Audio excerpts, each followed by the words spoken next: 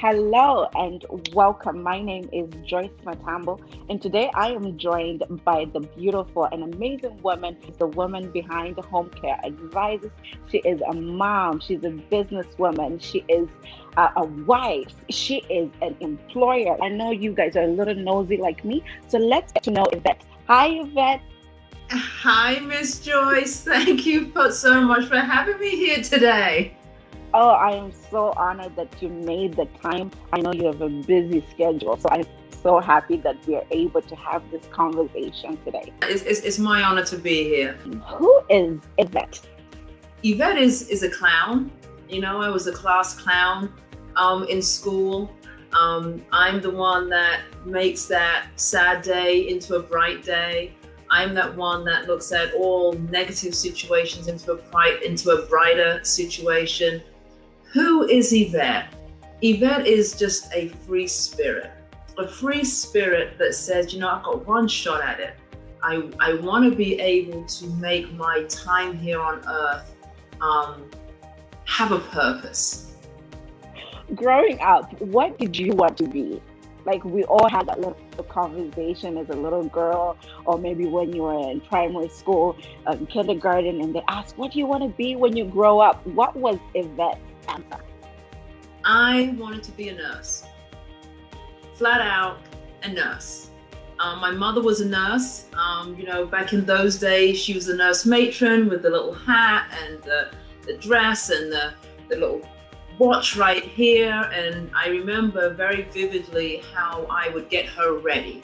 Back in the 60s, 70s, she would be wearing her throw-on wig, and I would be combing the wig on the mannequin and getting her ready and putting her hat on with the two clips. I wanted to be a nurse, and my mother did not want me to be a nurse. She said it was too many hours. It was, very emotionally taxing. She says, when you're having to make the beds, and I'm a great bed maker, by the way, by learning from my mom. But I always wanted to be a nurse. And I came very quickly to understand that the blood and the stuff that happens in trauma wasn't something that I liked. So, being a nurse was one of those things that I said, okay, you know what, maybe I need to put that onto the back burner. And I did for a while. That I fell into human resources, still wanted to be that nurse, and I tried it again, but I tried it this time in wanting to be a midwife. And the blood in the midwife world is the same blood as in the trauma world. So that didn't work out. But I was so hell-bent on being a nurse. So God has been good. He's just given me that next to that situation by being in healthcare, but still being able to wear my 5-inch heels. Lovely. So now I know, no blood for Yvette. No blood for me. Absolutely not. My daughter, when she was very small, she had this very quick story. She had an accident. She fell off her little tricycle and she, grazed her mouth and one of her teeth came out. And I stayed at my mother's house for the week and a half that it took to heal it, because I could not bear in wiping it and cleaning it. And she's saying, oh, just wipe it, just do this. And it was just the most awful thing ever. But that's a little story. I've got a lot of those stories. I love it. So growing up, Yvette, what was your household like? Did you have siblings? What was that like? I did. So I'm the only girl out of 3 boys. In my immediate household, I had 2 older brothers. There's 4 years between all of us. My middle brother was the one that always used to beat me up every day. Daily I would be getting beat up, and he thought it was the most funniest thing ever. And my oldest brother was my protector. And he was really there when my father and my mother had actually divorced. And he was the one that was taking me through that journey of understanding who I was. I was an athlete. When I was growing up, was running for, my county. I was scouted for England for track and field. And he was always the one that was there with me. He was the one that was cheering me on. And then the middle brother, he was the one that was just always beating me up. So, but I love my brothers. My mother was there. Again, when I was 10 years old, my parents are separated, but I never really knew that there was anything wrong. You know, I had a great upbringing. I loved my childhood. There was never any moment of, you know, of distress that I can remember, even though my parents are separated. I had a very good upbringing. I was able to see and experience multiple different things. And like I said, when I was 10 and my parents separated, my father, he came here to the US. Oh, wow. So how was that transition like, moving from England and then coming to the States? It was the worst. You know how many times I tried to get through the GW bridge and didn't realize where I was going because I didn't know north, east, south, and west? Oh, it was awful, and no one could understand anything that I was saying. I came from a human resources background, and when I came here to the US, I quickly found that, you know, human resources in the US is completely different from human resources in the UK. So I had to, you know, reinvent myself, if you will. I didn't know the Queen's English, so I figured I'd just be a secretary. And my first job was actually in a 128-bed facility in New Jersey. And that was where it started, and I've not looked back since. When you moved to the States, just from my own knowledge, are the streets there with letters? Are they numbers or are they words? They're words. In Canada, the streets here are mainly numbers. So the transition was awful for me too. Right. But when I figured out the grid, like, you know, northeast and then 27th Street, when I figured that out, it was pretty self-explanatory. I mean, actually a lot easier than the UK because you just have to remember where the name is. And then when I started coming back and forth, probably 5 years after that, then at that point, when I did go back home to the UK, I had to stop driving because that whole driving thing, it didn't work. It was not safe. Yeah, I think this is the best time to even use your middle brother who was bullying you as your chauffeur, so he can drive you around now. Oh, there's so many stories about that middle brother. You know, now he's the huge protector. I can, you know, forget about it when you started thinking about having a boyfriend and you've got this middle brother that is breathing down your neck, like, you know.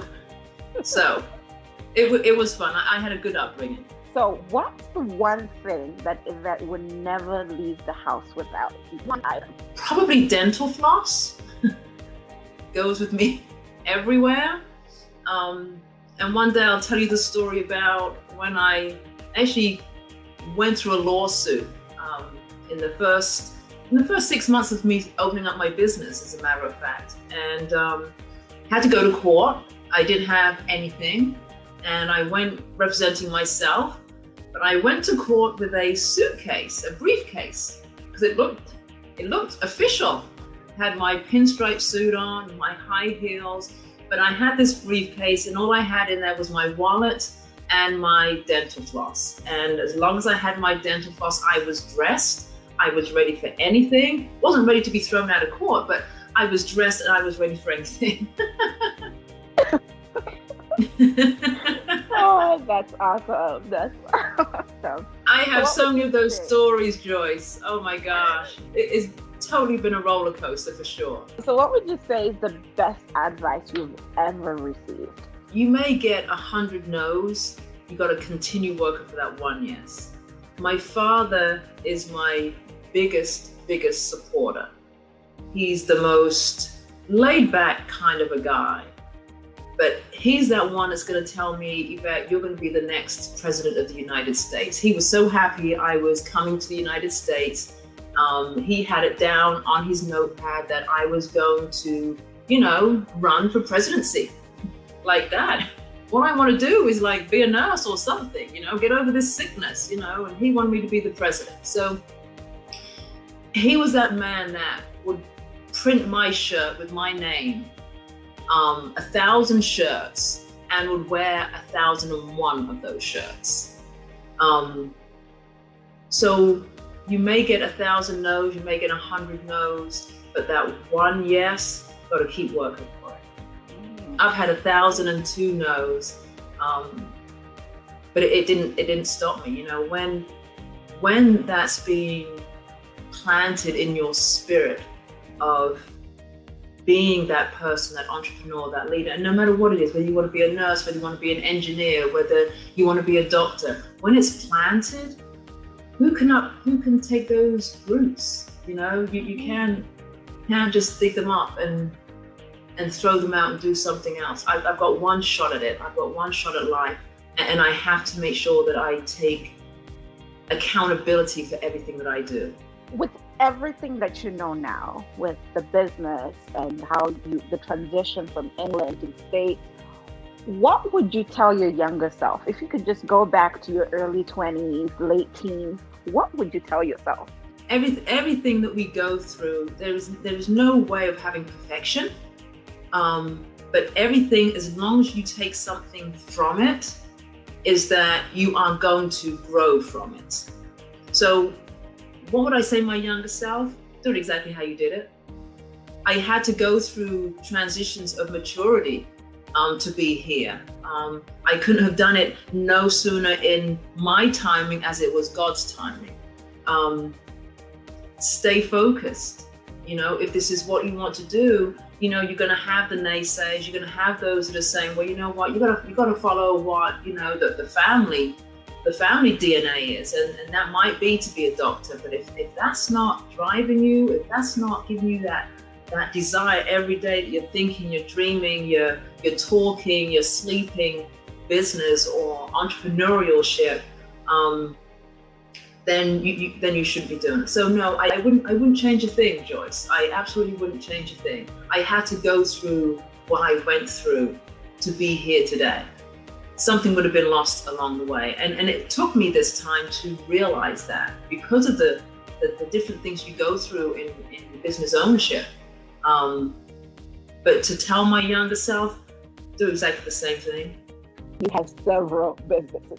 So what's your inspiration and what's that drive? What drives you to keep it all together and do all these businesses and just keep going? So every time someone's telling me no, I'm saying, oh yes, I can. So I'm a goat. My horoscope is a goat. So, you know, I guess in some ways I can be very stubborn. So if you're going to tell me no, I'm going to show you my yes. And that's not, you know, by any means meant to come across as cocky or anything like that. But that's what drives me. I like to take something and build it into something more. So yeah, keep telling me no, because I'm going to show you a yes. Now I know if I want to get you to do something, I'll just tell you, no, you can't do it. Telling me no. That is like putting a red flag in front of a bull. Like, no, absolutely not. No. And is there a quote that you live by, or maybe a quote of the day for you that's working for you right now, or a mission statement, something that you always come to? When you know better, you'll do better. So I continually always aspire to, you know, gaining, you know, information. And sometimes it's just not, you know, practical information. Sometimes it's spiritual information. Sometimes it's just words of wisdom. But when you know better, you're going to always do better. How did you get to the point where you're saying, actually, I want to be a businesswoman? Like, were you not comfortable with the 9 to 5? I hated the 9 to 5. And as I said, I was the class clown. So even going to school, I did great.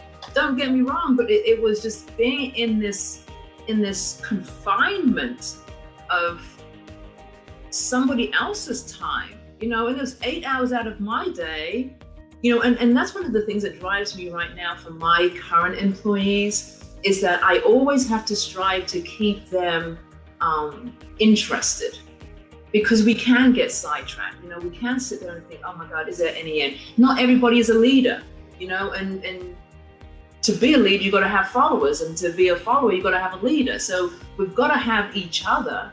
But yeah, most definitely that I can't be confined. My mind cannot be confined. So if my mind is not confined, my spirit cannot be confined. My personal being cannot be confined. I have to be that free spirit. And I did know that very, very early on. My first business, I think I had to have been about 16, 17 years old, and it was called IBS. Now, little did I know what IBS means now, but back then it was IBS and it sounded good. It was Ipswich Business Solutions, and I was doing people's payrolls. And my first client that I had, he was a security guard, and he didn't have time to do it. And I don't think he really knew what he was doing. And I didn't really know what I was doing, but all I knew was that I wanted just to be self-sufficient. And so I developed, IBS. And my second business in the UK was with my brother. He had this phenomenal Mercedes. And I said, well, we should be a bridal company, to take people, because they used to call him and ask him to use his vehicle to take them to their wedding, And of course, that turned into another business venture. And so it's always been there. It's most definitely always been there. I don't, aside from being a nurse, I don't have anything else that I'd want to do. And now in life, I want to be a judge. So that's got to be on my bucket list. I do want to be a judge. Yeah, Judge Judy. You gotta watch Judge Judy. It'll be Judge Yvette. Judge Yvette, and I take a lot of her practices in what I do on a day-to-day with my companies. Like, what would Judge Judy do? How would she answer that? Like. She's a little mean though. She's a little mean. I hope you're a mean judge.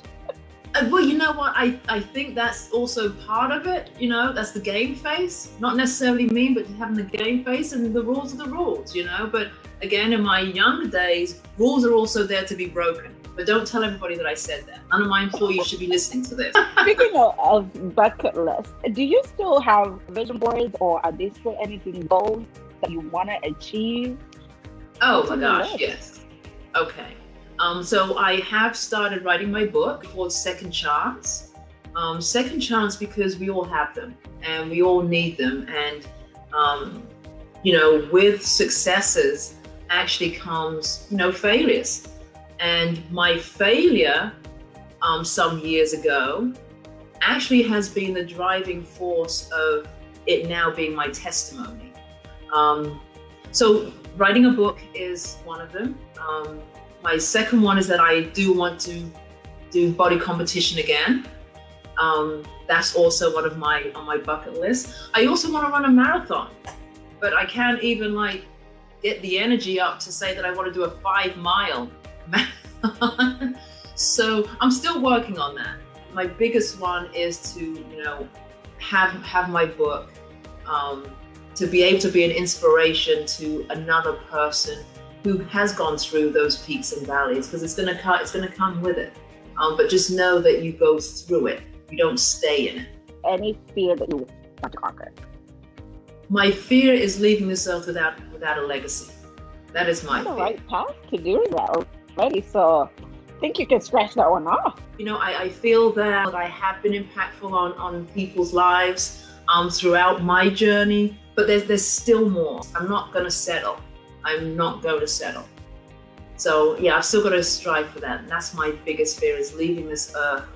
And okay, my funeral is on the Thursday. By Saturday, everybody's at Chuck E. Cheese having fun. We have a lot of those, Martin Luther King and, Maya Angelou, having all of these great sayings, and that is leaving a legacy, and that's what I want to have. I think that's achievable. Thank you. I'm working on it. Because we've talked about that you are an entrepreneur with multiple businesses. You are a mom. You are an employee. So you have people who are under you. So how do you juggle all of that and still maintain your own individuality as Yvette? Well, my individuality comes before anything.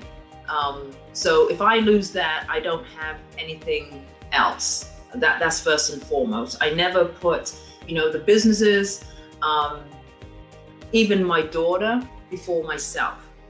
When I first started flying, and they would give you that whole instruction about, if the plane's going down, the mask is going to come down. You're going to place the mask on yourself first. And I used to think, oh my God, they've so got that wrong. I'm going to put the mask on my child first, because that's what parents do. You protect. But I'm actually not protecting her if by this point, I've suffocated, right? Mm-hmm. How can I be of help to her? So learning that very early on is that, no, I have to be my own self for anything else to flourish, and not the other way around. My businesses flourish because of who I am. I don't flourish because of my businesses, if that makes sense. Right. So how do I do it? Again, early on is identifying the time, and it's all about timing, is when to be able to let go. It's about being able to take another individual who has the DNA, the mechanics for me to clone them. So yes, I have these businesses, myself and my husband, we have these businesses, but we have very good, strong, caring, loyal people that are also working it with me. I don't do this alone. I can't do it alone. So I have to recognize, number one, when the time is right, when it's seasoned enough, to bring in new people, to take on certain aspects, so I can now move on and build on something else. Right. That's how I have done it since 2005 for my first business. What is a typical day look like for you? Just walk me through a typical day with you. The first thing that I always have to do is myself and my husband, we have to have our coffee, and sometimes we actually just get in the car in our pajamas and just drive around the neighborhood. That just depresses us and sets us up. Then of course, getting into the office, I team meet with everybody in the multiple offices. So whether it's, for example, I'm here right now in South Carolina. In this particular office, I will team meet with everybody here, and then I would do virtual team meets with my New Jersey office or my Myrtle Beach office. And then I sit and I start looking at, okay, number one, finances. Where are we at, financially? Our reporting. I do all of my reporting. Then from that point is then I also start looking, because there's a lot of things, obviously, whether it be insurances and payroll and new services and all of those things that come in a course of the day. But generally the day before, I really list out what I need to do. And one day it might be that I'm just focusing on financing. Next, I might be just working on, budgeting and setting up our budgets, quarterly end, quarterly or annual, year end. I have to set those time frames, or else I can get caught into so many different things that nothing actually gets done. And then at the end of the day, I like to again just go through my emails, make sure that's all taken care of. I may go to the gym. Haven't been that recently, obviously due to COVID. And then I would go home and I would start cooking. Then I would sit with my husband and we would go through the day. What's happened, what didn't happen, what do we have going on for tomorrow. And then at the end of the day, which is our date night every day, is to watch Judge Judy. I love it. That's your guilty pleasure at the end of the day. It is. That is it. That is it. So what do you do on your time off when you're not worried about the business? What do you do? What are your hobbies? I love fitness, so that's one of my hobbies. Myself and my husband, we love to travel. We recently bought an RV, so every now and again we'll just hop in it, and even if it's from Jersey to Florida, we just get in and we just ride. We love vacationing, so we will get away when we want to. I would love to hang out with my daughter. Her personality is very much like mine also. So I love to do things with her when we get together. Truth be known and to be told, I really don't turn off from business, but I just do it in a different and an exciting way, as opposed to it being consistent and I have to. All right. So before we wrap up, I want to know, are you reading any books lately? So I'm going to share a little secret. So right now I'm actually studying. I'm doing the 2-year program for ministry. So this is coming down the pipelines, and again, part of before I leave this earth, I have to get it right with God. So that is, I'm doing my 2-year ministry program right now. So that's all I've been reading. Awesome, but I'm excited for you. But now, thank you. You don't turn off because you're business, and now you're studying. But I see you have a full plate, and I'm so happy that you allowed me to just sit down and chat with you and get to know you a little bit better. I'm sure our viewers know you just a tad bit more, and I'm sure I would love to have another conversation with you, and we can. Oh, I would love that. Stories. I would love that. People have the perception that, I always have, my game face on, and because of always being in business, but it really isn't me. There is so much more to me. So this experience is one that is well overdue, and I'm thankful and I'm grateful for it, for everybody who's working with us with Home Care Business Advisors, and we've got some exciting things coming up for 2021 for all of our members. To get to know the real Yvette. Awesome. Now I know that Yvette was a goofball in school. That's what I know. She was the one making noise at the back of the class. It was me. I'm not gonna deny it. Did you spend a lot of time in detention then? You know what? I had a few of those. I really did. I had a few of those. But again, it was an experience. I'm gonna put it that way. But I wasn't a bad kid. I really wasn't a bad kid. I like to think that I was fun. The fun kids are good too. Yes. Yeah, I've got two sides to me.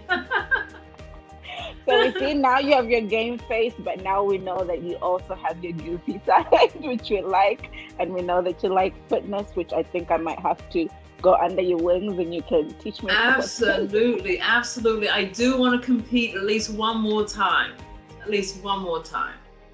Awesome. Well, I'm rooting for you, and thank you so much for giving me this time just to be able to chat with you. And it's been a pleasure. Thank you so much, Yvette. Thank you so much, Joyce.